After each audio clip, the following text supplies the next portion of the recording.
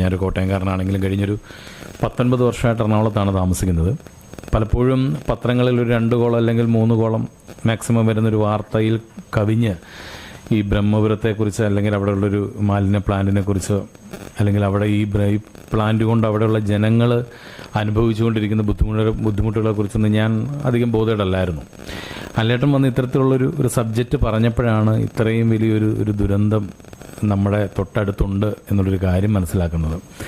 കലാകാരന്മാരെന്നുള്ള നിലയിൽ ഈ ഒരു ബുദ്ധിമുട്ട് അനുഭവിച്ചുകൊണ്ടുള്ള ജനങ്ങൾക്കൊപ്പം നിൽക്കുക, അവർക്കൊരു സപ്പോർട്ട് കൊടുക്കുക എന്നുള്ള രീതിയിൽ മാത്രമാണ് നമ്മൾ ഈ സിനിമ.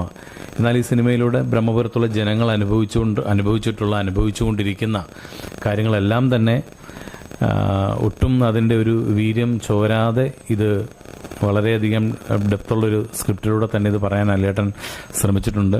അതിലെ കഥാപാത്രങ്ങളായിട്ട് അല്ലേട്ടൻ പ്രതീക്ഷിച്ച പോലെ പെർഫോം ചെയ്യാൻ പറ്റി നന്നായി വന്നിട്ടുണ്ടെന്ന്